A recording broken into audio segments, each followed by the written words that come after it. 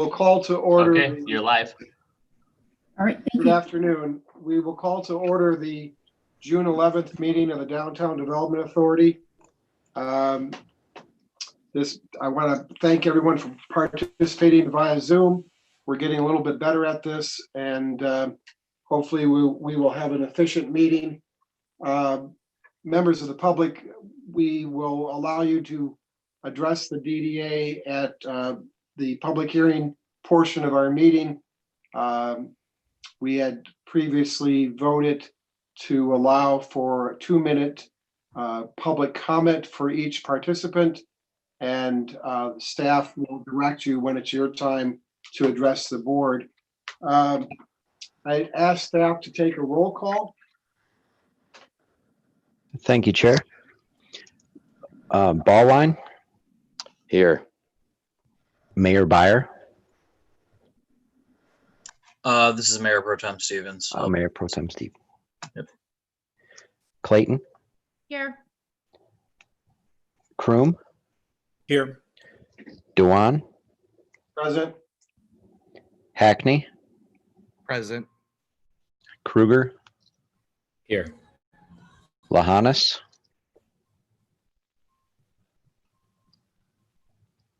Lahanas, there he is. Thank you. Rhodey. Here. And Smith. Here. Thank you. Completes the quorum. Thank you. We have the agenda that's been presented by staff. Are there any changes to the agenda?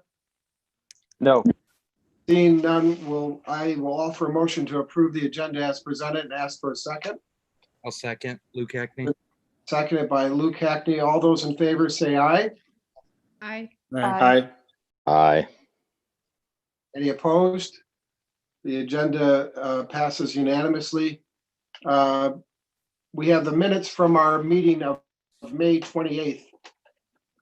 Are there any changes to the minutes? Seeing none, I'll offer a motion to support the minutes as presented and ask for a second. I'll second. Luke Hackney. Been seconded by Luke. All those in favor of the minutes as presented say aye. Aye. Aye. Aye. Any opposed? The minutes have been adopted. Heather, we have no financial reports to report at this time. Is that correct? That's correct. Okay, we will move on to item 3 on our agenda, written communications. Members will note the letter that we sent to the City Council with regard to Ordinance 1486, which the council took action on, in addition to item 3.2, the letter to the council regarding the concessionaires guidelines policy, resolution 2020-02. At this point in time, we will open up communications from the public. Is there anyone that wishes to address the DDA? Peter, this is Mike Kruger. I would like to make a comment here. At some point, it doesn't have to be, it can be after the phone call commenters. Sure. So at this time, I will go through the attendees by listing off the last 3 digits of the phone number that they used to call in. You'll have 2 minutes. I will give you a reminder at 30 seconds after I allow you to talk.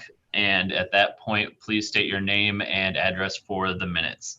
Caller number 069, the floor is yours for 2 minutes.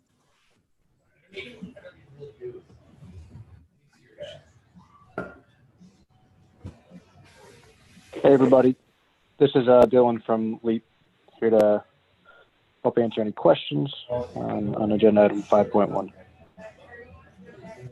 Thank you. Thank you.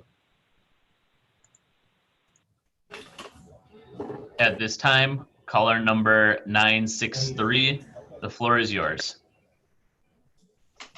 Hi, Alice Drager from East Lansing Info. I just had 3 questions about the picnic table set up on Albert Avenue. One, Tom Fehrenbach said at City Council last night, or sorry, 2 nights ago, that the $20,000 will probably only last about a month. So I was wondering what's going to happen after that month with regard to funding the sanitation issue. Second, whether or not it's correct that employees who normally work at the aquatic center are going to be employed for the sanitation issues, because that's what I'm hearing from city workers. And finally, I'm confused about how open bottles are going to work in this area. So say somebody buys a bottle of wine at a restaurant and uncorks it and drinks some of it. My understanding is they can't take the rest of it with them because of open bottle laws.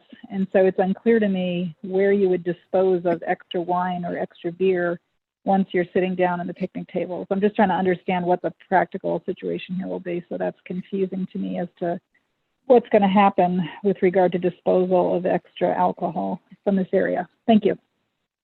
Thank you. Thank you very much. That is all of your public comment for the call-ins. Great. Thank you. Some of those items, hopefully we will address as we go through our meeting today. And I do thank the callers for participating.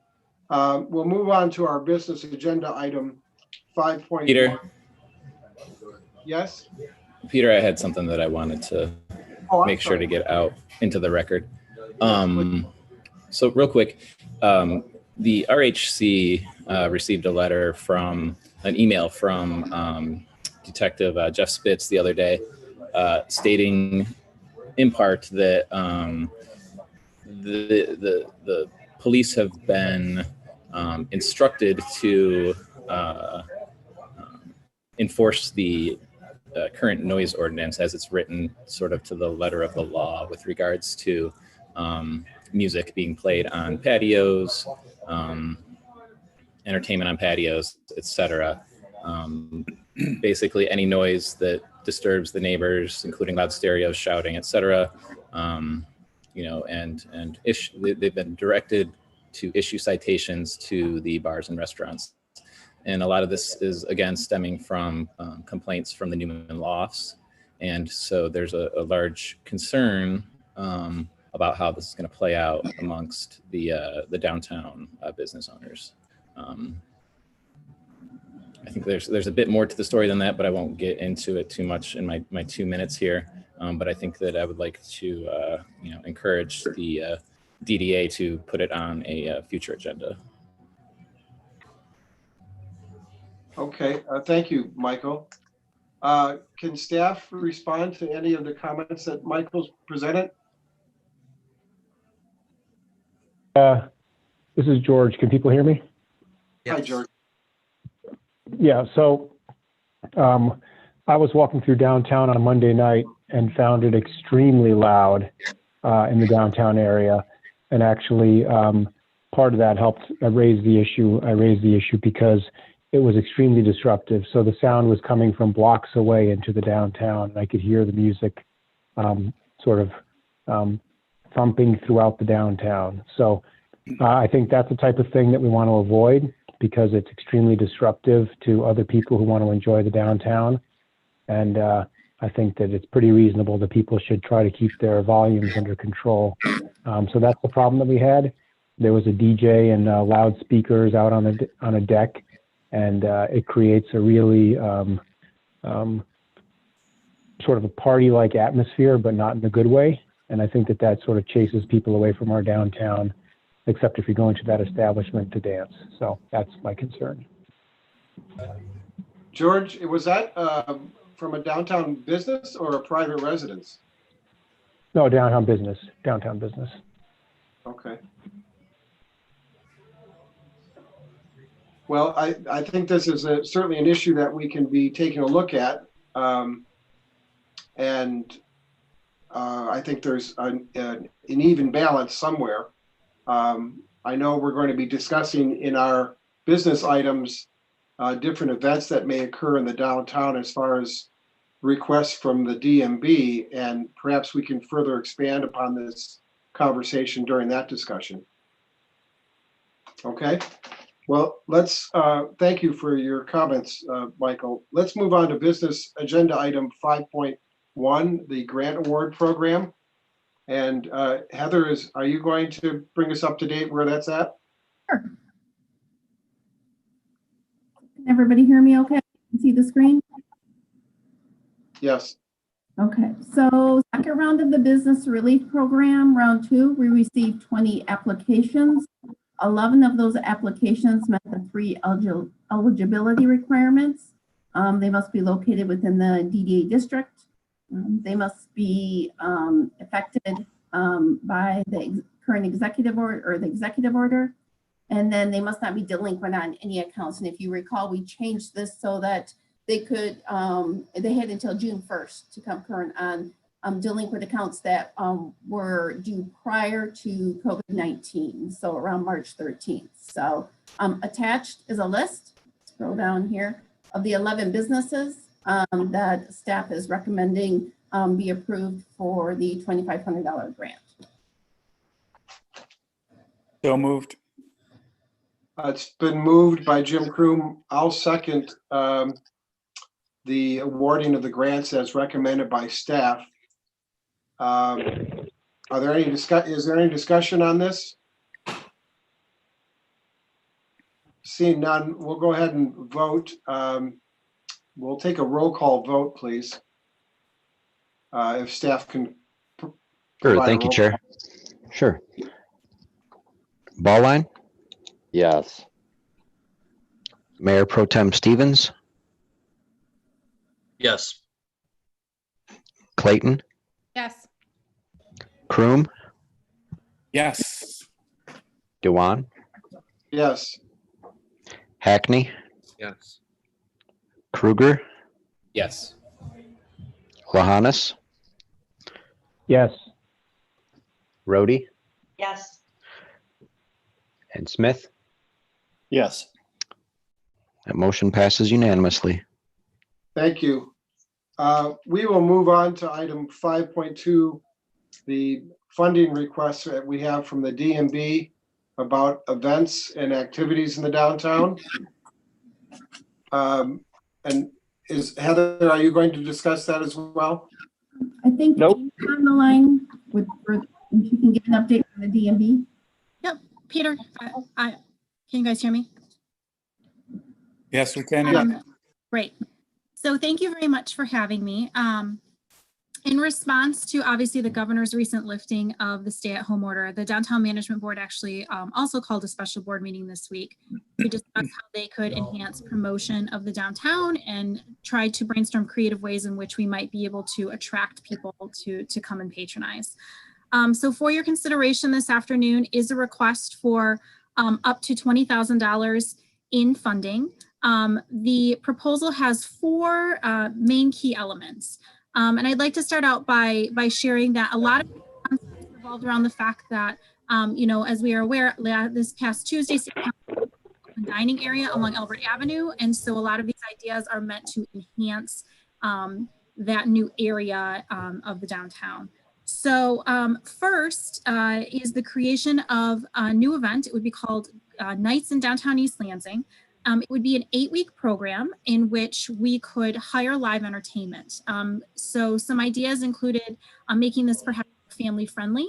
It could be like a Wednesday, so we would have an opportunity to perhaps program a minimum of twice a week because we could have this new program that could be Tuesday. And then as a reminder, we already have Friday programming that will occur beginning in July as well for our Friday night concerts that are scheduled to continue.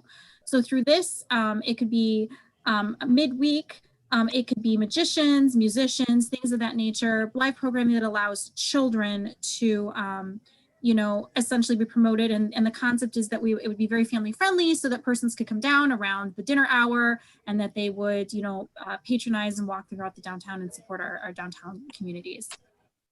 A second concept was really about bringing sort of this feeling of vitality and an atmosphere of community amongst the businesses. So a second concept was to request with the city manager's office a use of the right-of-way. So we do this annually when we do Welcome Back Week or when we do sidewalk sales. The concept was that this could also be for 8 weeks. So beginning in July and extending through the end of August. This essentially would allow businesses to place items directly adjacent to their doorway for either promotion or sale.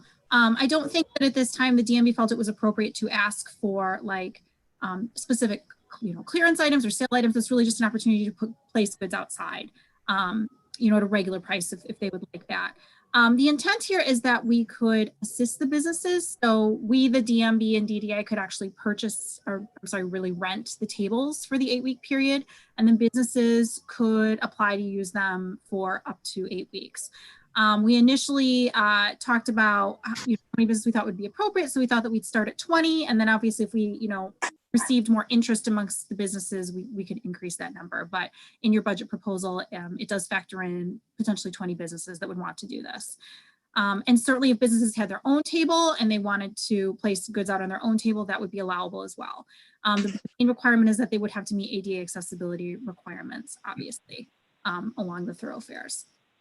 A third element has really been discussion about marketing and promotion. As the DDA is aware, we have historically, the Downtown Management Board has historically really worked closely with public relations firm Piper and Gold. We've been working for them for with them for a couple of years now. So the thought process is that we could really use some professional guidance and assistance in two main venues. Number one, help with the messaging and the promotion of, hey, Downtown East Lansing is open for business. We're here. We're doing some creative things this summer, and we, please come down and check us out and remember that, you need to support local. So that's sort of the main element of messaging and branding. And I know that there was a proposal within your packet materials. Item number 2 is that they would help us with sort of the all-encompassing, come down. Downtown EL is the place for you. And item number 2 is really them helping us brand and then promote the Nights in Downtown East Lansing concept if that was to come to fruition. And then finally, there is this concept right now of trying to come up with some really creative ways of doing some welcome back activities. So the thought process is that this would be primarily geared towards Michigan State University students, but certainly you could still have, public school students in a capacity at this time. We could host some sort of, the idea of like a mini festival, where it could be limited, obviously, but maybe we could have some fun, food and game options for a couple of days at the end of August or early September. Another was to perhaps just hire busker musicians. We've done this a lot in the past and it's been well received. So maybe we could station people at different areas of the downtown, perhaps not limit it to Ann Street Plaza for this particular area, but, have it be in different alleyways or along Grand River Avenue. And then third, if the, Downtown East Lansing, Summer Nights in Downtown East Lansing concept goes well, perhaps then it could just be an expansion of that. So, they're kind of still working through all the finite details of this, but they were really looking for something to expand into the fall when the students come, so that again, it's kind of this inviting atmosphere so that people are, excited to support Downtown East Lansing.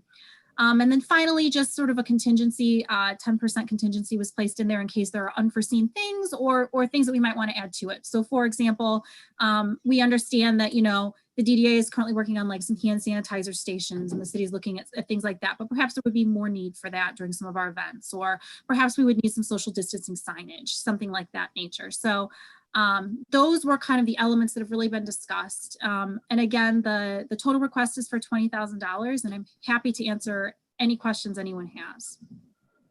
Amy, this is Jim Kroom. A great presentation, appreciate it. So for folks that don't know, I also serve on the Downtown Management Board.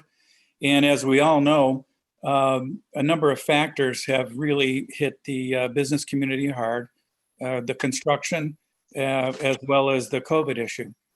And that's why this is critically important to the community and to the business community that we approve this. And I'll ask Heather in a minute maybe to comment on our budget and finances that might allow this.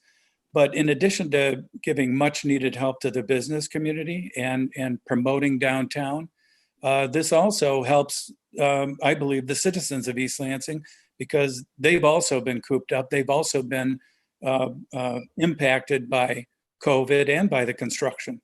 And so I think this would not only help the business community, but would be well received by the community, bringing the families back downtown.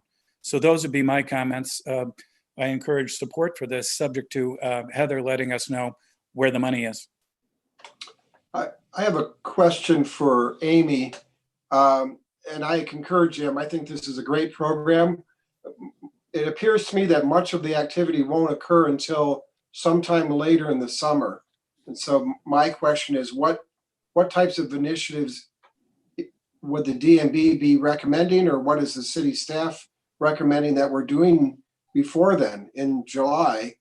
Or is that because that's a summer month and perhaps people are not in the area? A lot of the initiatives seem to be just geared a little bit later. And since we've just opened up the downtown now with the actions of the council and have the outdoor seating, what types of initiatives are we doing before what has been proposed? That was a question for Amy. I think our first recommendation is that, to your point, Peter, it would be about 3.5 weeks from now, so July 6th. The reason that we kind of centered our focus on that is because we'd obviously need to book and establish entertainment. And so we thought that that was sort of an appropriate timeline.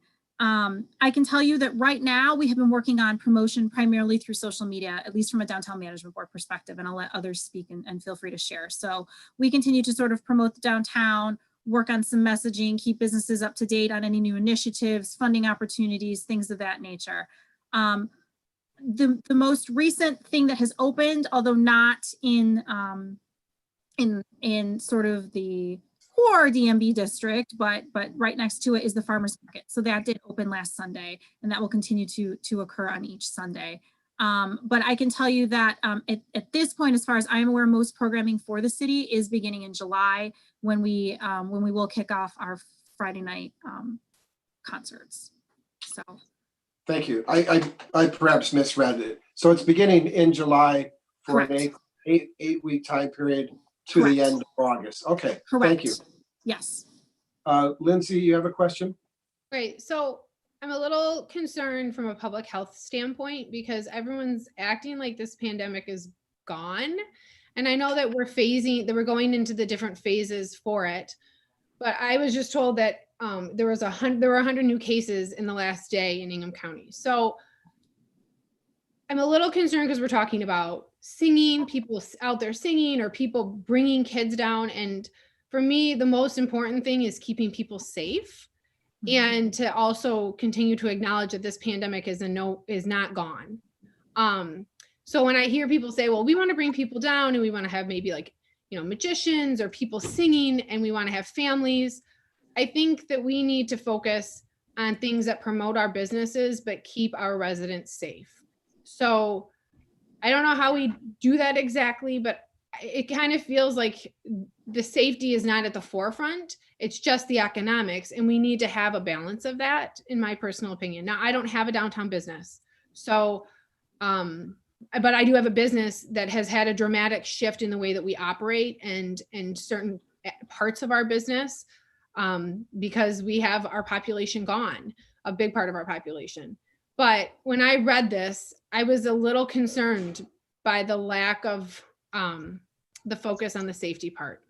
And that's just my personal opinion, but I do have kids, and I would not feel comfortable coming down and listening to a band singing and being really close to people, especially with the lack of masking. And we know that that is the #1 way to stop this virus. So Thank you, Lindsay. Mayor Pro Tem Stevens. Thank you. So one, I actually do agree that kind of is my main concern as well with this.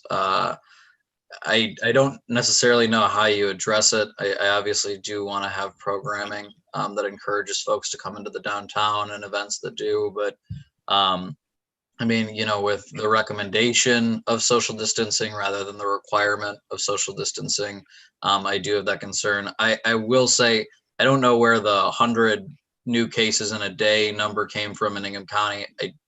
I don't believe that's accurate. However, we still do have new cases, each day. And, I don't think we're out of the woods yet. And so, Amy, if you wouldn't mind just, what types of measures have you guys been considering when talking about these events to maintain a priority on public health and lack of exposure? Sure. So this was certainly a topic of discussion yesterday. The reason that we're proposing Ann Street Plaza first and foremost is because it does have the raised stage. Now, I recognize that it's not terribly tall, but we thought that if we had performers or book readers or whatever live entertainment we had, that at least it would create some distance. We were also hoping that obviously now that people would sit, either bring their chairs as they do during some concerts or sit on the picnic tables. And so by expanding out into Albert Avenue, the thought process was that that would hopefully encourage and promote social distancing. There was discussion about signage. So potentially like some sticker decals or things like that we could look into, in addition to maybe just some signage that we could put in general, business windows. And again, I think that marketing piece with Piper and Gold, that they might have some really creative ideas for us on how we could promote that type of behavior. Another concept has been the hand sanitizing stations. So we thought that if those were not already installed, we really thought that that would be appropriate. I certainly understand Lindsay's point about singing.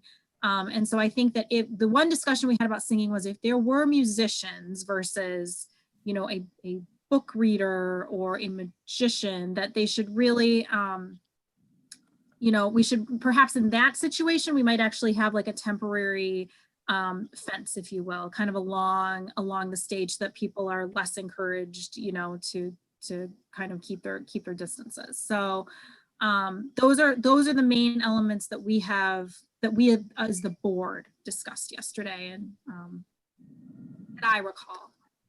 Thank you. Peter, do you mind if I respond? Yeah, please do.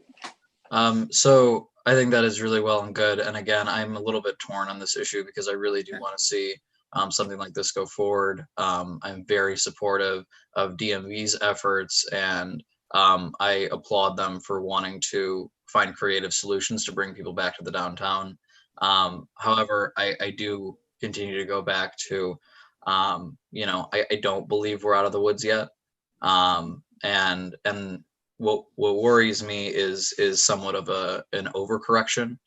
I know that it's warranted for many businesses. We need an influx of revenue for those businesses, and I understand that needs to be a priority for us, and it's a huge priority for me.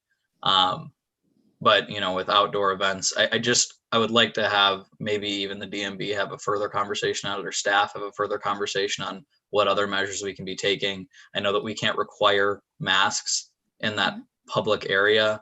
But if there's some kind of extra steps we can be taking for attendees, I think that not only will it be a safer event, but I think people would probably be more likely to attend. To Lindsay's point, I don't imagine many people that are still concerned with the virus as it is are going to want to come out to a public event like that unless necessary precautions are taken. So for even just the success of the event overall, I would say that I think more consideration needs to be given to that. But I do appreciate the efforts thus far. So this is George. If I could just want to quickly mention, I don't think that there's been a significant uptick in cases at all from the data from Ingham County. I still think there's a trickle of cases, and I'm looking at the incidence curve up till 6/9. So through actually 6/10, it looks like it's through yesterday, and there are not a lot of positive cases and not a lot of new cases per day. We're seeing about 2 to 3 new cases per day, and that's been pretty consistent. So it's not gone away. That's definitely true, and we have to be careful, and that's definitely true as well. But it doesn't appear that there's been a big uptick or anything has changed over the past week. That hasn't been the case before. So you could look at the Ingham County data on the Ingham County website. They've got a lot of data on this. We look at it on a regular basis. So, but that's just a thought. Yeah. And by the way, I really, again, I do not believe that 100 new cases happen in a day by any means, but. I'm sorry. Hold on a second. Hold on a second. Luke, you had a comment, and then we'll go to Lindsay, and then I think Mayor Pro Tem Stevens had an additional follow-up. Yeah, thank you. I was just curious about, I guess I'm just confused, and to Lindsay's point a little bit about like any sort of legalities of all this. I don't know if the staff or the Mayor Pro Tem or somebody wants to speak to that, but how many people could we even allow in the downtown? I mean, is there a limit? Is it, I mean, is it a free for all? I honestly have no idea. I don't know like what it is in accordance with the phases, when phases start or end, just things like that. I just want to hear more about that. Thank you. Lindsay? No, like I said, someone had just thrown that out there, and I have not checked the data as in the last week, and I will apologize for that because I've been really good about following up until this point. I am mostly just concerned about a second wave. We see a lot of other states with huge increases because it's summer and people think that it's no big deal. And as a person who has young children and teenagers, I have been to a lot of these events, and I know that there's really not a safe way right now that I can think of to distance while we watch, like, you know, the Mega 80s or what are the other bands that or Triple Lindy or any of them. Like, there isn't a way if you go down there with your family without amplifying the noise a ton to watch people singing. So I don't want to be totally I don't want to be quoted because I said I have not looked at the actual data, but I'm very concerned about the increases. Thank you. Are there additional comments? You know, a few weeks back, Michigan State indicated that they were exploring ways in which to have football games in the fall and what that would look like. And I believe Athletic Director Beekman indicated somewhere in the neighborhood of between 15,000 and 20,000 potential spectators may be able to go into the stadium.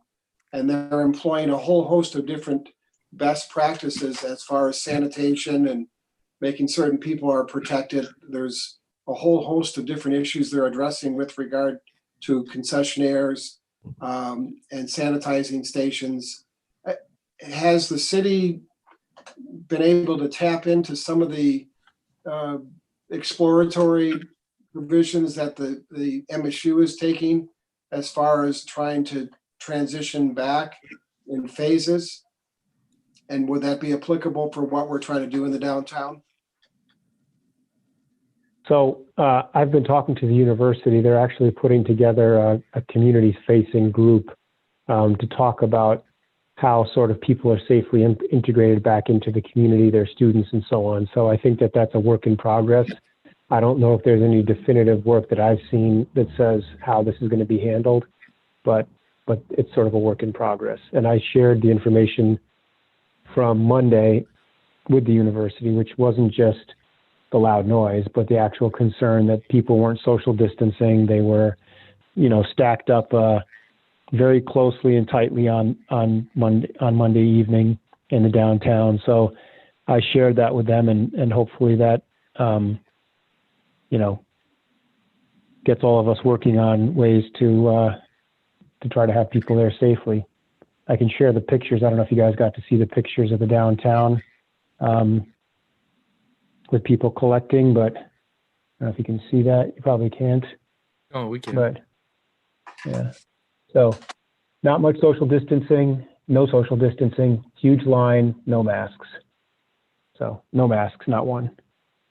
So yeah. If the table thing goes like this with that sort of a feel, then we're probably going to have to stop it.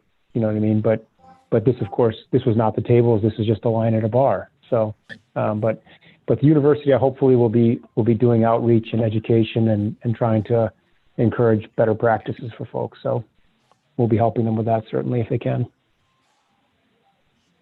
And if I may add, you know, any event that we plan, we certainly coordinate with our public safety folks, and Chief Talafaro in particular has been in very close contact with the Ingham County Health folks, and we would certainly coordinate and look to implement any best practices in terms of helping folks, you know, maintain the distancing and following the CDC's recommendations. Mayor Pro Tem Stevens. Thanks. Yeah, no, and honestly, the reason why I bring up that concern, I am supportive, and I do want to see different events and different incentives for people to come back into the downtown. I just, it's a constant concern. It should be a constant concern for us. And, as the city, as the DDA, as the DMB, just as, community members, leaders in the community, we should be cognizant of that when we're doing anything. We shouldn't be, a reason. So that was my only real point there. Peter, Yeah. if I could get in line for a comment, I don't know if you can see my hand raised or not. This is Mike. Oh, Michael, I don't see you. I'm sorry. Yeah, please do. Am I good? Okay. I just kind of wanted to respond a little bit to what Lindsay, Luke, and George were all talking about. I would agree that the large crowds downtown are a concern when it comes to social distancing. And George, you showed the picture, which I'm assuming was outside of Harper's, which is who I know that the complaints on Monday night were all lodged against, from my understanding. I want to, I don't know, I guess make a comment that we exercise caution, or that the city exercise caution, and not, start arbitrarily enforcing, things like the noise ordinance on downtown businesses, just because there are crowds gathering outside of them or in them, as well as, because unfortunately there's not a whole lot we can do to control what other people are doing. We can control what's going on, and to some extent inside of our own establishment with our own employees, et cetera. But as far as controlling the public goes, I just want to know, there's not a whole lot we can really do legally about that. And I don't, necessarily want the whole noise ordinance situation being brought to our attention like that. It's sort of out of left field, but I get the feeling that the way that it's worded, that it's going to be, targeting the businesses, not, the festivals that are going to create even more noise, and, anything else that might happen on downtown. So. Thank you. Jim, you had a comment? Jim, you're muted. Good point, Peter. Thanks. I appreciate Lindsay and Mayor Pro Tem Stevens bringing up these points. My view is that we do need to pay attention to the public health. Completely agreed. I think George brought it into focus. If there is an issue with this attempt at sort of bridging the gap towards reopening, that we do it intelligently, and it may have to be altered or changed or even discontinued if we find that there's a problem. But it sort of feels like I'm in favor of taking this risk. There will be families that are uncomfortable coming down, and of course they'll have to make that decision too. I mean, we shouldn't just open it up and be irresponsible and say, well, let's let people self-select. That's not appropriate and reasonable either. But I think if we do it with direction to staff to appropriately plan and take into consideration the current thinking on reopening and how to do that intelligently, and monitor this and give it a go one time, see how it works out, we'll be in good shape. I do have some accurate statistics since I'm on the Sparrow board, and this is only Sparrow Hospital, but right now there are 7 admitted positive patients, 0 in critical care, and 0 on ventilators at Sparrow. Thank you, Jim. Are there additional comments? Peter, if I may, I just wanted to address the financial realities. So staff thinks the portions of the expenditure would be appropriate for the communications bucket that we have from the Park District money, and that the balance would be appropriate for the Project Development Fund. We currently have a little over $120,000 that was allocated for business support that's available in that fund, and a little over $17,000 in the Park District Fund. So if we do decide to move forward, we'd suggest that you authorize us to pull from either and both of those as appropriate. Thank you. Jim, I believe you offered the motion to support the program. I will second that motion. Is there any additional comments before we vote? Lindsay? Where is there money in their funds from, because every summer there are concerts outside. So can someone address kind of, you know, if there's still if there's still money in that fund, why, you know, how much of the 20,000 is going to be, I mean, obviously they want 20,000 from us, but how much are they willing to kick in from what, because usually in the summer, I think every Friday they have stuff downtown. So can someone talk a little bit more about the money? Thank you, Lindsay. Amy, is that something that you can address? Sure. So the Friday night summer concert series is actually managed by the Parks and Recreation Department. So we, as the Downtown Management Board, underwrite it. So we have given $2,200 towards that effort. That came out of our current fiscal year budget. So I can find out for you, but I do not know the total dollar amount to host it, but I know that we are the premier sponsor. So I believe that we are a significant underwriter of the Friday night concert element.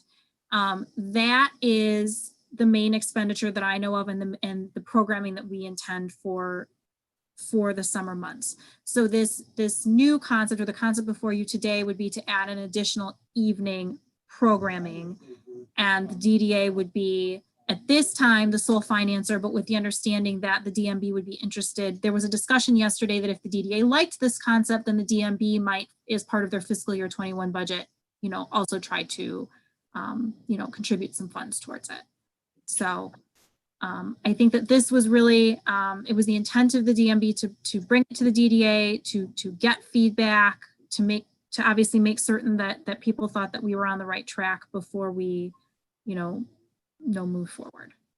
And Amy, I would just add to that, could you articulate what the total DMB budget is annually? And Sure.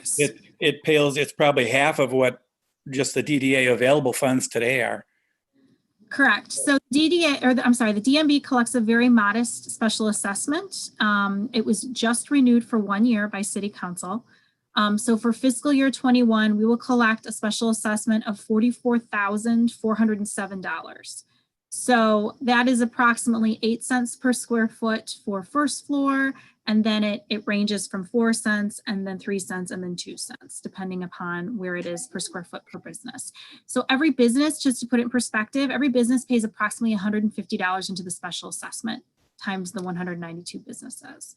So it's very modest. And then in addition to that, we usually fundraise $15,000 to $20,000 a year. So our annual operating budget is close to $60,000 to $65,000. With that, we generally either host or underwrite about a dozen concerts a year. We obviously have business relations events, so like cocktail soirees that I'm sure many board members are familiar with, and events and activities. So we do have I'll be frank, we have an extremely modest budget, but we do try hard to utilize the funding and build partnerships as we can. Thank you. Are there any additional questions or comments before we vote? Yes, Greg Valline. Go ahead, Greg. Thank you. I have a question about the tables. Originally, when I had approached Nell about the concept of doing something in the downtown, you know, the concept was to benefit all the businesses. And now I see that, you know, it's going to be 8 weeks and 20 people will be selected. I kind of have issue with doing something that benefits a few, but not all. I had my reservations about it with our grant program that we just went through finalizing. And reluctantly, I voted against it because I knew we couldn't facilitate another process in the time frame we wanted to get the money out. But I do believe that tax dollars should benefit the people that are paying in the tax dollars, and all of the people, and not just some of the people. So I do kind of object to the 20 tables for 8 weeks. I think that's, I don't know how you would go about selecting them, some random process again and spending money. This doesn't make sense to me. And that's my comment. Thank you, Greg. Does staff have a response to Mr. Ballline? So staff did discuss yesterday during the board meeting, there was a discussion, an initial budget recommendation of 50 tables, because to be frank, what we usually find is that we have about 30 businesses given what the event is, that kind of actively participate. So we usually have 30, sometimes 40 on the high end during holiday things. So we'd initially talked about maybe 50 tables. There was discussion at the board level that they felt like, frankly, there probably wouldn't be that interest. But if you note, there was like a miscellaneous line item in the budget before you that kind of had $200 give or take. The discussion upon the board was, if this really took off and we had lots and lots of businesses, that we might have liberty within the budget and come back to the DDA and say, you know, hey, we were thinking about, instead of like line item 4, which was about, you know, like summer or welcome back programming, we would like to actually utilize the funds now and have that flexibility so that, yes, we can add additional tables. So it was the recommendation of the board yesterday to start at 20 and see how it goes. Tables are approximately, based upon some quotations I've received, $17 each to rent, just to kind of put that in perspective for everybody. And I think the other thing that board members did express was that they felt like perhaps a lot of the businesses might be interested in just using their own tables, that they might not have interest in utilizing ones that were rented. So to kind of create their own aesthetics. So that certainly, I think that we want businesses to take off. And so I think that the board would be interested if all of a sudden we did have, you know, 60 businesses that wanted to do it, that we would look at creative ways in trying to fund that. And perhaps that could come out of the DMB's budget as well. The discussion about how to determine that is generally what we do with our businesses is we create a survey monkey and we have businesses register for any and all programs that we do. So essentially the discussion was it would be first come, first serve. The businesses that sign up first, they would be provided with the tables, and then we as staff would actually distribute them. So they would be maintained in a city, you know, area, for example, perhaps a parking garage storage area, and then we would distribute them to the businesses. Amy, was there any discussion of creating an additional sidewalk sale in July? There was not yesterday.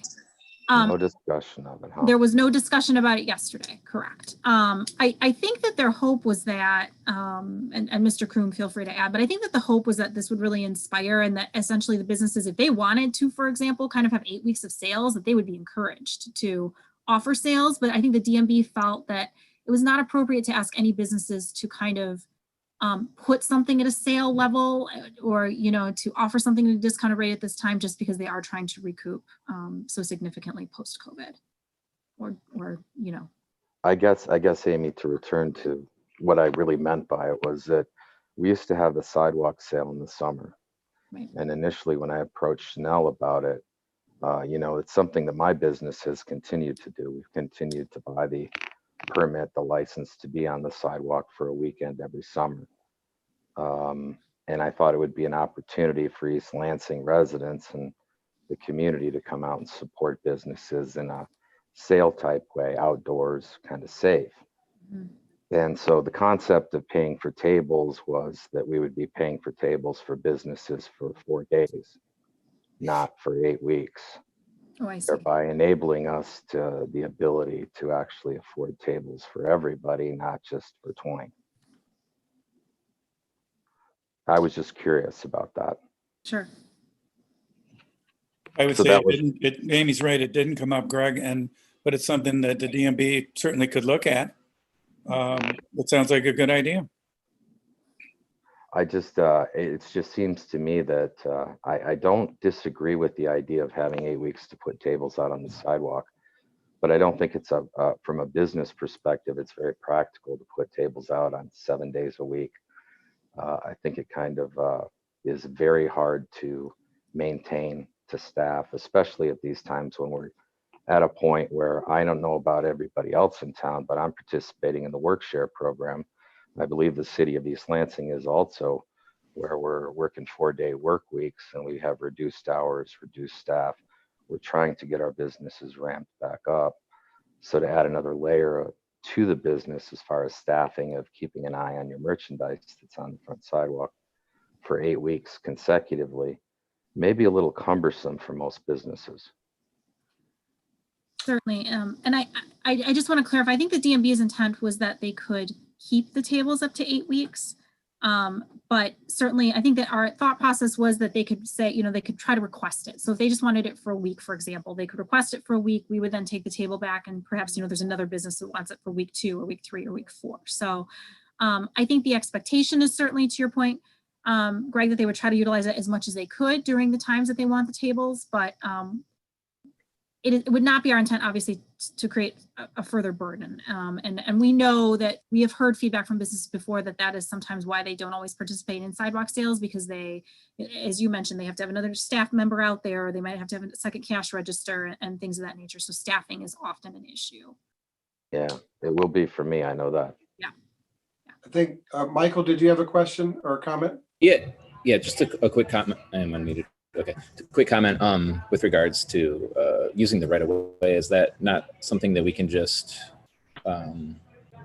vote to ask City Council to grant that, 8-week period or X amount of period of for them to use however they want to use it without having to actually provide them tables? So if they have their own tables, they can go ahead and use the right of way to do whatever it is they want to do out there for a period of time in order to help.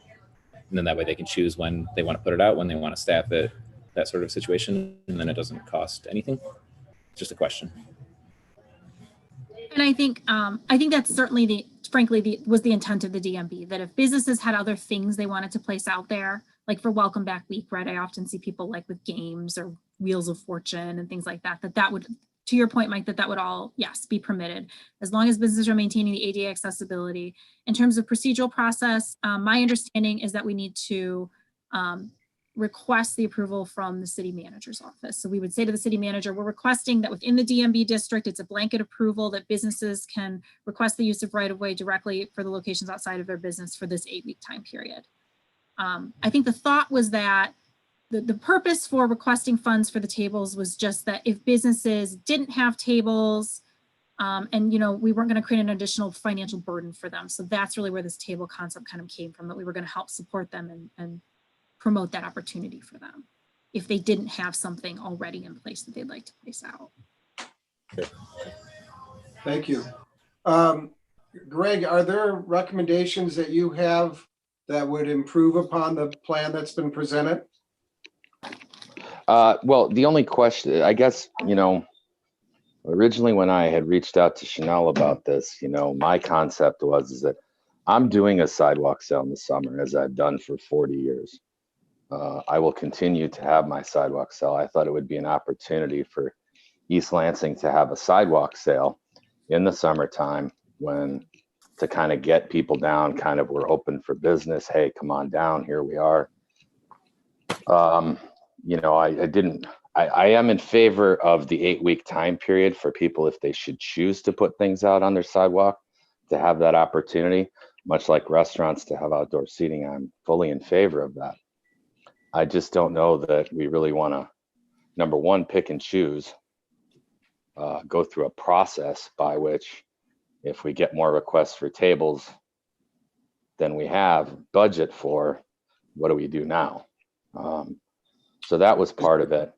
Yeah, if I'm not misunderstanding it, there's no limitation on who's able to participate. It's just a matter of a budgetary item.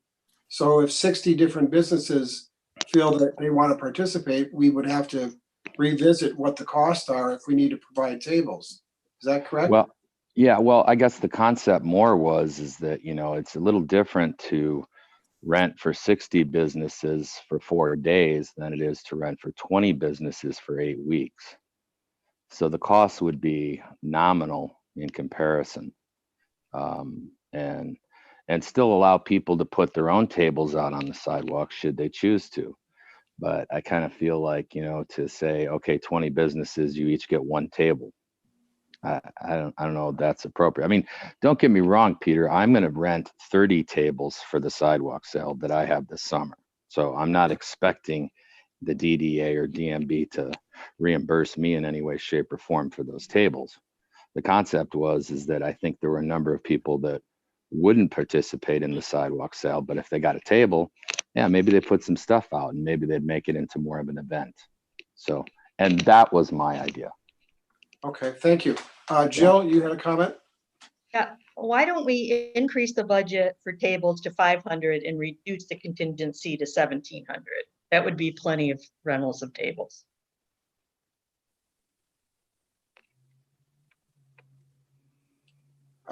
Amy, what is the recommendation? Increase? The budget for tables to 500 and reduce the contingency to 1,700. So we still have $20,000. Okay. Amy, is that? Chair, Mr. Hackney's had his hand up for a while now. I don't know if you can see him or not. I don't see him. I only have the screen that I have in front of me. Go ahead, Luke. Most days, some days, probably not at all, actually. Thank you. I actually kind of have a lot of questions. My biggest concern, well, actually, I'll go back to that, but just so I have an understanding of how this works, are people allowed to just put stuff on the sidewalk anytime they want right now? Like, can somebody explain to me how that works? No, Okay. I can speak to that, and then if anybody else on staff wants to. No, in order for businesses to place something out, they need to request the use of the right-of-way directly outside of their location. So a business, so for example, Mr. Balling had mentioned that he would be requesting use of the sidewalk for his personal sidewalk sales. So businesses are not able to do that. They need to request permission from the city manager's office or from the city for approval. Just so you're aware, Luke. Okay, thank you, Amy. I'm curious if we can why don't we just encourage things like that? Why do we have to spend this much money on something like that? Especially my biggest concern, and this shouldn't be a surprise to anybody who's sat with me for a long time, is the Piper and Gold budget just seems really high.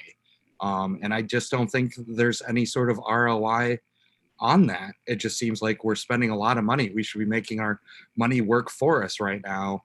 We should be doing things to draw people in, and then those other things will get people in the stores, like the tables for restaurants.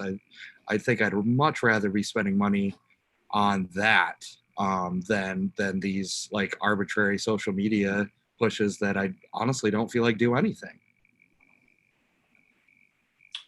Thank you. Any other comments? Lindsay?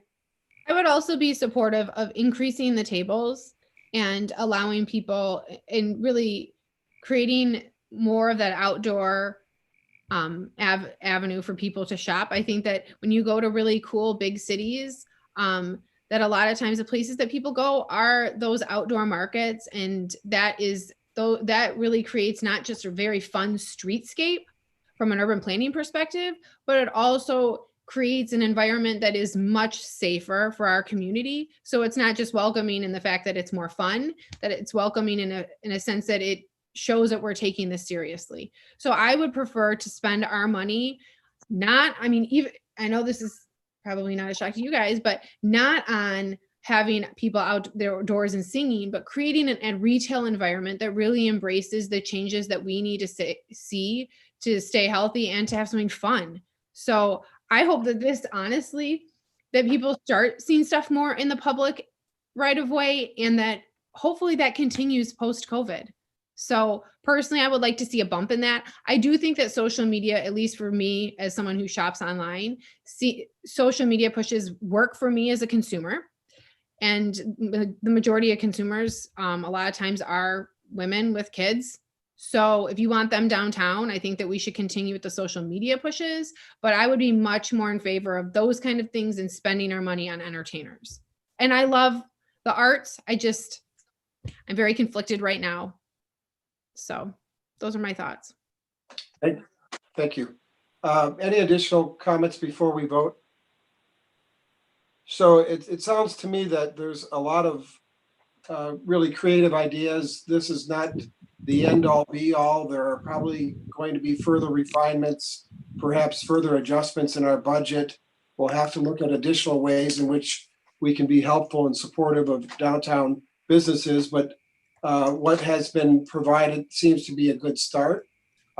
So absent any additional comments or suggestions or questions, I'd like to go ahead, Lindsay. Was Jill making a motion to change the budget? Because if that's a motion, I would like to second it, Jill.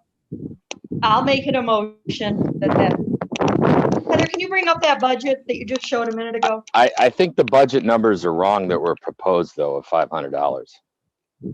I think the budget would have to go to $1,500 for tables. and reduce that by $500. If that was the motion. I thought Oh, the budget's right, I'm sorry. for 680.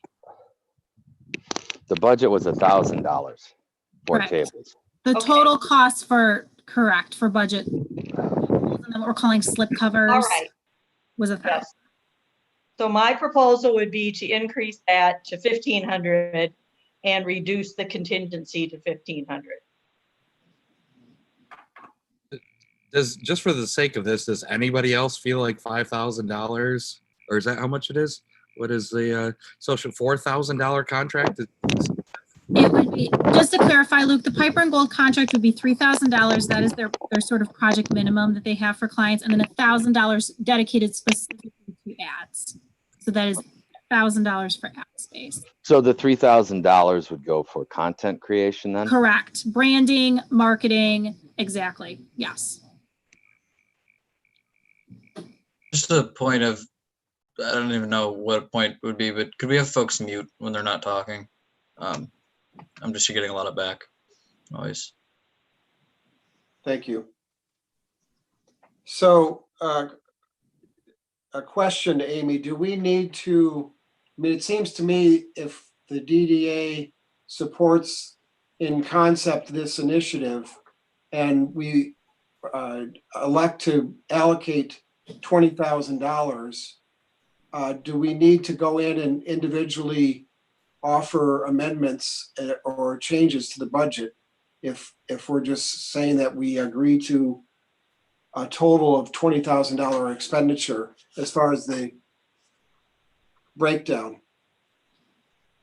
I certainly think if it's, my opinion, Mr. Fehrenbach, feel free to add to this, is that if you want to approve $20,000, but if there are specific items in here that you would not like to see funded, it would be very helpful for staff so that we know that as we continue to plan. So for example, if you wanted to say, we'll give you up to $20,000 to support the downtown, but we prefer that you not spend money on live entertainment and look elsewhere for other unique opportunities to draw people downtown, that would be very helpful from a staff perspective so that we can plan accordingly.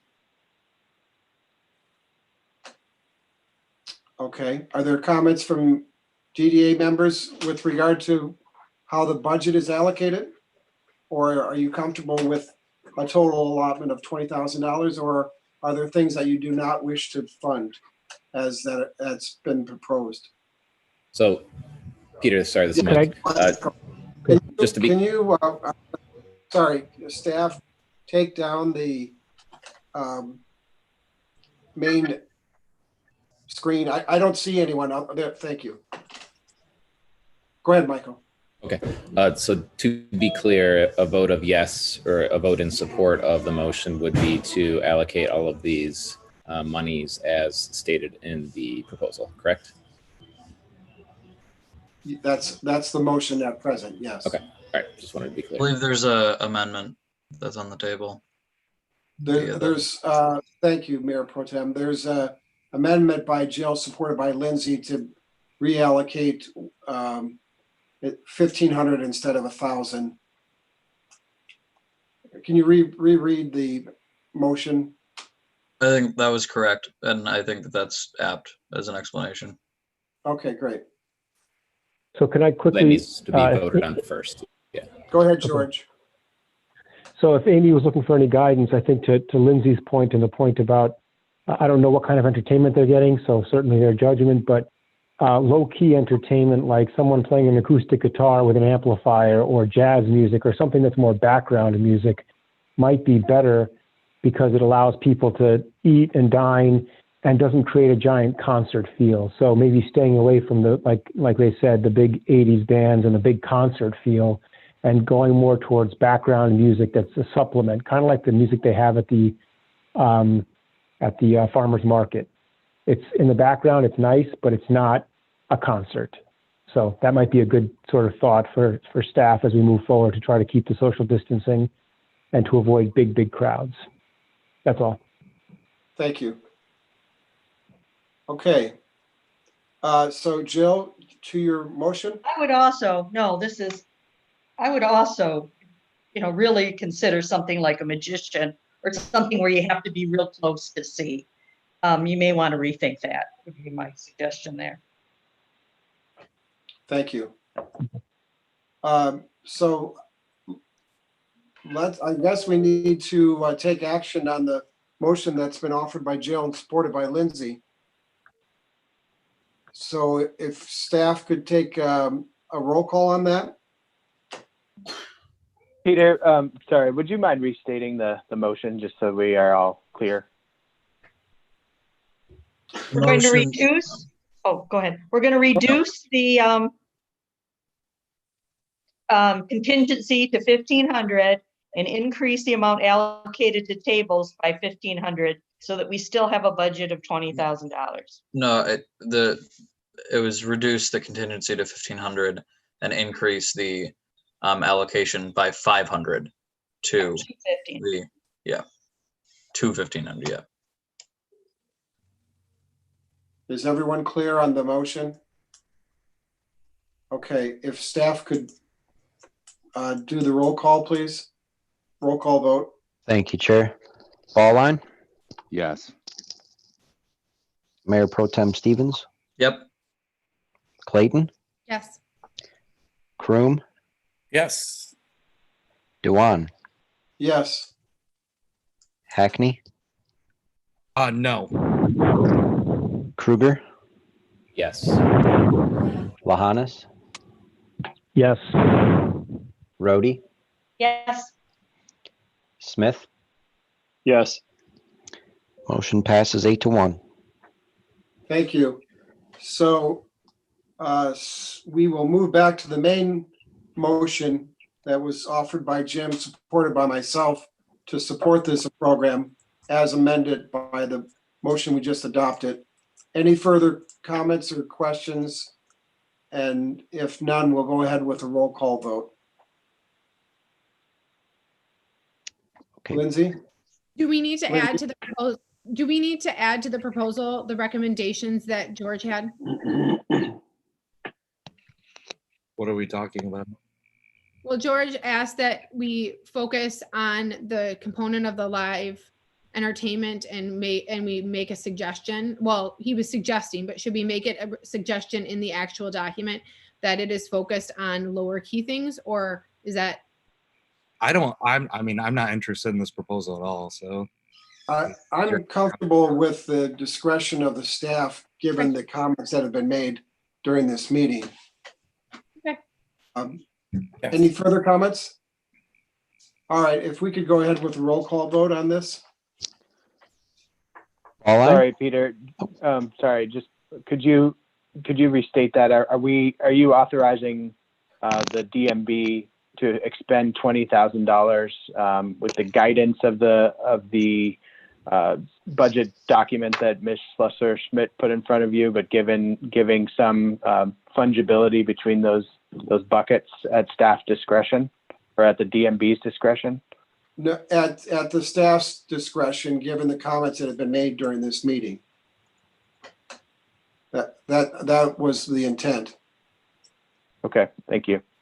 Okay. Thank you. If you could call the roll now then, please. sure. Thank you, Chair. Ballline, Yes. Mayor Pro Tem Stevens, Yes. Clayton, Yes. Kroom, Yes. Dewan, Yes. Hackney, No. Kruger, Yes. Lahanas, Yes. Rhodey, Yes. and Smith. Yes. Motion's carried 8-1. Thank you. We will move on in our agenda. Yes, Heather? I want to clarify, the motion passed 9-1. There are 10 board members present. In the previous motion, it was also a roll call vote, and the vote was 9-1 on the amendment to move from the contingency account to the tables. And on the second motion, again, the roll call should show that it was a vote of 9-1 because there are 10 board members present. Thank you, Heather, for keeping us straight. We will move on in our agenda. There is no unfinished business agenda. Is that correct? Yes. Okay. And no committee reports? There was not a quorum for a meeting yesterday? No. Okay. Seeing that, are there any no reports from myself or other board members? Any board member announcements? Mayor Pro Tem Stevens? Yeah, I had a couple of things. So first, could we get an update on the Park District project? Just as I was downtown yesterday as I met with Harbor Bay folks, and it was just kind of something that was in the back of my mind when I was down there. Are there expected delays? Are they given any indication of opening later? I mean, just general update would be great. Sure. Heather, do you want to take it away? Sure. I actually had a conversation yesterday with one of their project managers. They are their move-in date is August 24th. There'll be substantial completion with most of the major final inspections completed by August 7th. Following August 7th, between August 7th and August 24th, they'll be doing kind of like their buttoning up of things and procuring things for their art and doing final cleanup. I've also requested that they provide us their move-in schedule, how they're going to, because they're not going to be able to allow everybody to move in at once. I've asked them also, though, to provide that schedule for us so that we can make sure that we don't cause any confusion in our downtown. So we'll be having another follow-up meeting with them next week. And from going forward from this point, we'll probably be talking with them once a week just to make sure that everybody's on the same page and we know what their schedule is. But at this time, they have no delays. Okay, and that's for the Graduate Hotel as well? No, the Graduate Hotel is expected to open in April of 2021 at this time. So Okay. they're on a different schedule. Yeah, no, I meant no delays in general. Yeah, okay, thank you for that. If the chair would let me, I still have a couple other questions. Yeah, please go ahead. All right, I just wanted to get really quick answers to public comments, questions. Mr. Smith, I'm getting a lot of feedback from your mic, if you don't mind me. Thank you, sorry. I just wanted to get answers to some of the earlier questions from the public. I don't think that any of them are particularly onerous. Is it accurate that we're going to have employees that would normally be at the Aquatic Center working to sanitize those locations downtown? Yes, a team of folks, including some lifeguards and other folks from the Aquatic Center, have changed their work assignments and will become the sanitation team, and they're spinning up later this afternoon. Great, that's awesome. Thanks for answering that question. Is it accurate that the allotment from the DDA that was talked about at the City Council 2 days back is only good for a month, and then would we be picking up the bill via general fund if that is accurate? So I think the current expectation is that the DDA funds for sanitation will last for about 4 to 6 weeks, just depending on kind of supplies and how far we go with some of those efforts. Certainly additional funds, as we mentioned to the council, will likely be necessary to continue that effort and to expand into other areas. So staff's currently exploring options for consideration, and certainly the DDA could decide to allocate some additional funds. The council could. There could be other ways as well to create that. Yeah, just as on a personal level, I'm obviously speaking for the council or anybody else in the DDA, but maybe just an update. Once this program gets started, obviously today hopefully, but and onwards. Maybe just an update to the DDA and the council on how things are going, whether we think it's been successful or not, and what those measurements for that would be, so we can assess whether or not we want to expend some more funds for that on either front. And then I don't honestly know the answer to a very specific question, and feel free to get back to me on it, but the whole open alcohol with a bottle of wine, has that been considered? So my understanding is that once a bottle is uncorked, it's considered open alcohol. So technically, I don't think someone could legally take a half-empty bottle out of the open air dining area. But we can talk further with the police folks and see how they would go about, addressing a situation like that. I would imagine it'd be done on a case-by-case basis. Yeah, I can't imagine that situation happens very often, but I don't think anybody would disagree with me saying if that did occur and there was an issue with it, I don't think it's the biggest deal in the world to have a half open bottle of wine walk out of the area if they purchased it there. So I actually think we should check with the city attorney. I think this issue has come up recently from the city attorney. He mentioned that there was different direction on it, not wanting people to consume their whole bottle of wine before they left a restaurant. Yeah. And I want to ask him about that specifically, because I thought that you could cork it back because of that and take it. But Sure. let's check on that and see and get an answer back for you. So yeah, we have that'd be it. great. Just an answer later on is fine with me. But I- don't want to force people to drink an entire bottle of wine because they can't leave it. Yeah, drink it all quick before you get in your car is not a great idea. Yeah, not a good motto. Thank you, guys. Great. Jim, go ahead. Jim, you're muted. Peter, just a couple things, hopefully quick. One, I just want to turn to future project and reiterate my comment from past meetings that I believe the DDA should consider and take up the concept of hiring its own lawyer to negotiate any agreement for the sale of property and to work together with the city's lawyer in terms of any development agreement on those. We all have experience on the DDA and at council of having, agreements dropped on us at the last minute. I also believe there could be a conflict between what the city might want to do and the DDA in terms of legal representation. I also recognize that we have a huge amount of money outstanding on the DDA bonds on the Evergreen properties, and that any project that's proposed there, and now we just have the McGraw project, and we do have a meeting on with the Evergreen Properties Committee next week on that. But it's never too early to start to think about a lawyer for us so that it's not delayed. The developer will have a competent, not that we don't have competent counsel, but the developer will have its own counsel.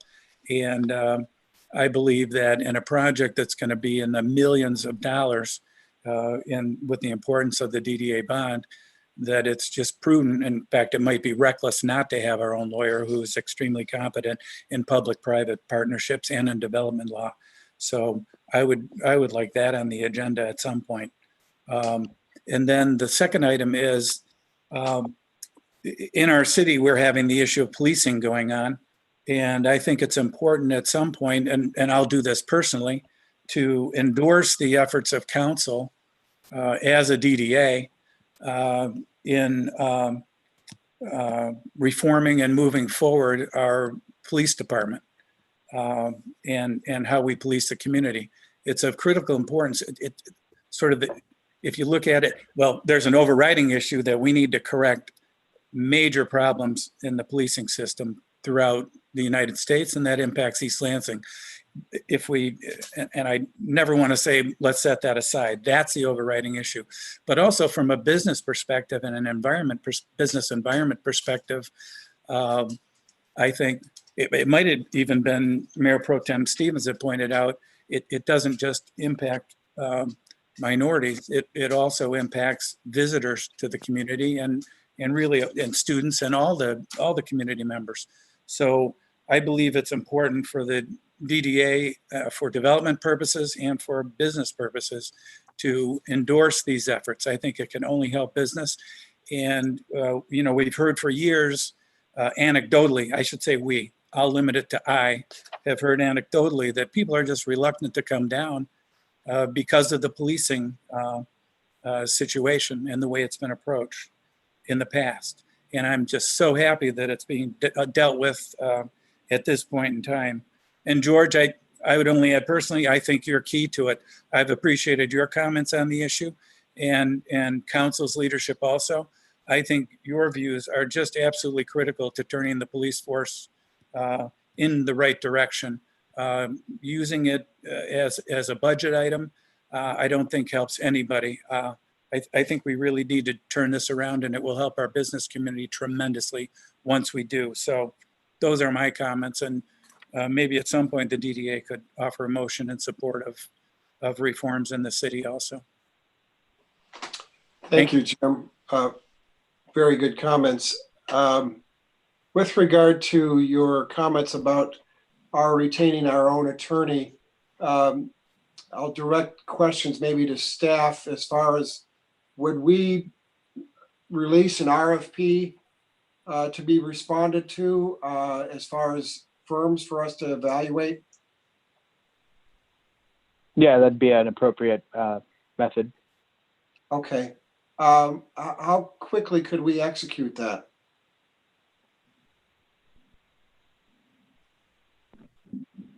I think we'd probably be able to draft something for your consideration, next month.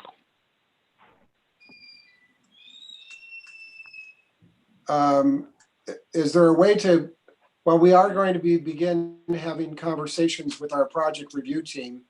And it would be nice to have that parallel, having somebody on board that could serve as additional legal counsel to the DDA. Is there a way for us to do that prior to our next month's meeting?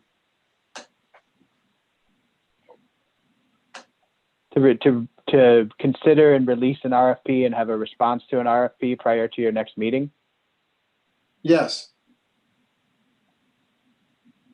I mean, it's certainly possible. It would likely, take some additional special meetings of the DDA. Well, I open this up for other comments of DDA members. I know this has been an issue that we've talked about in the past. We have, I think, found some comfort in knowing that at any time that we felt necessary, we could retain services from an outside counsel, independent of the city's council. And I'm curious what other DDA board members feel about that. I saw Mayor Pro Tem Stevens and then Luke.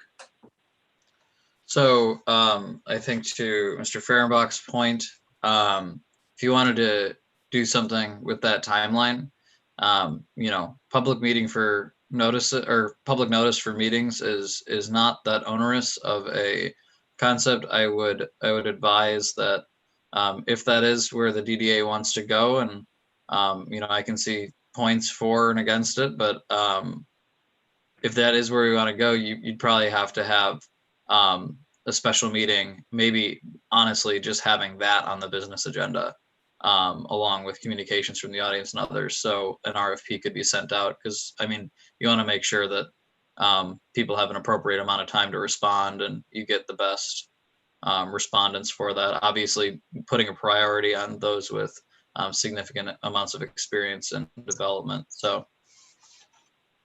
Thank you. Luke and then Jill. Luke, you're muted. Yep, I was trying to fix that. I am completely in favor with seeking outside counsel. I don't know if the easiest way to do that is just to make a motion if we have to go through some sort of specific process, but I would make a motion right now to issue an RFP to seek outside counsel outside of the city's council. Maybe if that's just a contract for 1 year, I don't know if that needs to be amended, but I'm completely in favor of that. Well, Luke, I appreciate and respect that motion. Let's have some other DDA board members weigh in. Peter? Yes? Greg Ballline. Greg, go ahead. Yeah, I'm in completely favor of having our own separate counsel pretty much for all issues, not just the real estate. I just think okay, Jill? Yeah, well, I'm in favor of it, and I'm not sure we all need to see the RFP. I propose that Peter and Jim work with staff and send out an RFP and bring us back the responses at the next meeting. I agree. I agree. Second. Yeah, I think that's a motion. I think All we right. need a motion. Formally make that motion then. I make a motion that we authorize. Jill, hold on a second. Luke had offered the beginning of a motion, and I wanted everyone to have the opportunity to share their opinion. So, Luke, if you wish to ask for a second. Second. All right. Okay, it's been offered by Luke, seconded by Jill. I'm sorry, Peter, can you restate the motion, please? Still I working believe on it. Well, I believe the motion, well, go ahead, Luke. I don't want to. Is to issue an RFP to retain legal counsel. So I'm not sure that's appropriate since it wasn't agendized for discussion. I think out of abundance of caution, I'd recommend that you just direct staff to bring back a draft RFP for your consideration at your next meeting. No, I think that we should not bring back to staff if Jim and Peter approve of the RFP, then we bring back that RFP for approval and vote on it at that time, not have a second meeting to approve the RFP and then have another meeting. So if I could just jump in, because one of the problems is we're having a Zoom meeting where we had to have put the items on the agenda before the meeting was posted. So these requirements are pretty strict on what's on the agenda. So adding a major issue onto the agenda during the meeting is what Tom is saying. I don't know if we can actually do that. Otherwise, we're violating this Zoom meeting requirements, the virtual meeting requirements that we have to follow. So that's what I think he's saying is it's not a matter of the timing. It's a matter of the fact that the agenda we put out has all the items on the agenda, and it didn't have city attorney RFP process on there. So I think we would be violating the posting that we put up in terms of the Open Meetings Act. That's what I think it is. Peter, would you mind if I made a point really quick? Go ahead, please. So I'm gonna just relay this one more time because I don't want to derail what's happening here, and I don't want to tell anybody that it's not. I think that their points, staff's points about adding an item onto this agenda are valid, but I also want to reiterate that having a special meeting of the DDA, public meeting notice, is not an onerous thing. So if you were to, for instance, want to meet next week with an item on the agenda to send out an RFP, that would meet the requirement, and you'd be able to do that fairly quickly. It wouldn't have to be on a Thursday. It could be, George, could you give me the, just so I don't get it inaccurate, what is the public meeting notice time frame? George, you might be muted. I think it's about a day and a half before, so we can do it. We can post probably by Wednesday, even Tuesday if we wanted to have a meeting on Thursday. I would be more comfortable if we have a topic that's a new topic is doing another meeting and posting it, making sure we get it posted properly. So I think that's a good way to go. Heather? I just want to clarify. So yes, the posting that we publish for these meetings states that anything for the agenda has to be posted 18 hours prior. Yeah. So post the agenda and the notice, and up to 18 hours before the meeting, we can add something, we can delete something, but it specifically states 18 hours. Yeah, so if it's a possibility for folks, you could have a meeting next week, for instance, that would be done very quickly, where you'd be able to post that on the agenda. What is the possibility of us having a DDA meeting on Monday with the express purpose of discussion of the drafting and releasing of an RFP? You're talking about 18 hours. If there was an announcement that went out on Friday, tomorrow, that a DDA meeting was held on Monday, with that as our sole item to address, how difficult is that from happening? We would have to post tomorrow, or later today, or post tomorrow and have the agenda out tomorrow also. Okay, go ahead. Well, first of all, Luke, and then Mayor Pro Tem Stevens. Well, first of all, I'll just withdraw my motion then, since it it sounds like it's illegal, I will take it off the table. But can we just go ahead and make a motion to have a special DDA meeting next week? I don't know if we should say Monday necessarily right this second, because we need an actual quorum. But can we go ahead and make that make a motion to have a special meeting next week, and then we can vote on it outside of that via our normal channels? Well, go ahead, Mayor Pro Tem Stevens, you had an additional comment? Yeah, well, we're all on the call right now, so I think if we want to have the discussion of availability, we're all at a public meeting. I don't necessarily think this wouldn't be a good forum to say that we would be good on a Monday to do that if schedules permit. My next question would be, would staff be able to actually have a draft RFP by Monday? Well, we wouldn't need an RFP. We just need to approve them to be able to draft one. Yes, that'd be all we need. So just out of respect for my knowledge of the staff's workflow currently, I would respectfully request that we try to hold a meeting a little later in the week, if possible. Wednesday or even Thursday would be ideal. So, Peter, is it okay? Yeah, I think it makes sense for a doodle poll to go out to DDA board members with setting up a meeting for next week. And to the degree that we can get a majority of participants, we'll just go ahead and schedule the meeting with the idea of reviewing an RFP that can subsequently be released upon action of the DDA. Is that acceptable? Is that something we have to vote on, or can we just do that? I think we don't, I don't think we have to vote on that. I think that can be the direction of the DDA. Yeah, we don't need a vote. We can certainly make that happen. So is everyone accepting that? We will just look at a day next week. That's the intent, is to have this discussion and have a proposed RFP to evaluate and then make changes to and either release or not release. Jim? Yeah, on my calendar, I show Executive and Finance Committee of the DDA on Thursday, the 18th, followed by Project and Infrastructure. We can do it on that date. There's already members that are going to be participating, assuming those meetings were going forward. Tom, are those meetings still going to be happening next week? I think we were anticipating at least the Exec and Finance Committee moving forward. Well, is the better question to have the conversation whether or not the full DDA is supportive of the Executive and Finance Committee evaluating an RFP to Jill's earlier comment, and then make the Exec and Finance Committee making a decision to move forward? Either that, or you could just supplant the Exec and Finance Committee with a special meeting of the board.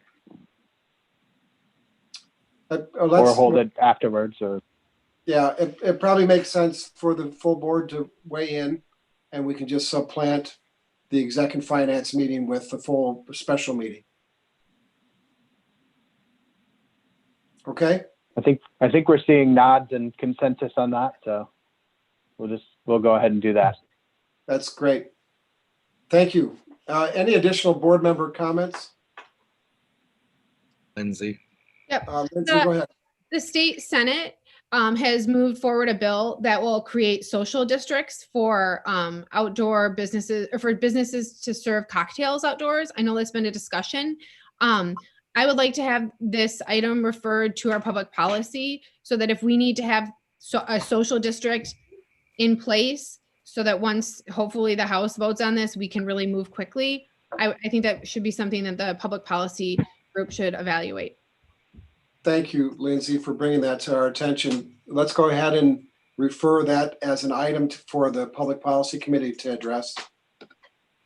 Any additional comments? Tom? So I just have an announcement. I have an introduction to make. Mr. Adam Cummins has joined our team. He started Monday, and he is the new Community and Economic Development Administrator for the city. So here's Adam. I'd like to introduce him. We have a really strong background with Adam in program management, community and economic development knowledge. He's got a great personality and a really strong work ethic, and we're really excited to have him join our team. He's joining us from the MEDC, where he's been the community assistance team specialist that's actually served our area and served East Lansing. He's got a lot of knowledge of projects already in East Lansing, and he's coming up to speed quickly. He is going to transition over to being the primary staff lead, working with Heather, serving the DDA. I'll continue to also attend and be present and hopefully add some value at the meetings as well. But I wanted to introduce you all to Adam and let you know how delighted we are to have him join our team. Thanks, Tom. Just want to say hello to everybody. I've met most of you so far through various Skype meetings or Zoom meetings. Hopefully get to see you guys face to face in the near future. But I'm excited to get started and join the team. Very good discussion, ideas, and other concerns brought up today. So I appreciate all the work and effort that's already gone into it, and I'm here to help along the way. Great. Adam, welcome. Thank you very much. We look forward to working with you and look forward to your expertise. Thank you. I appreciate that. Thank you. Any additional comments? Seeing none, I'll make a motion to adjourn. Support, Luke Hackney. By Luke, all those in favor say aye. Aye. Aye. Aye. Aye. Not any opposed? Seeing none, the meeting's adjourned. Thank you, everyone. Thanks, Peter. Thank you.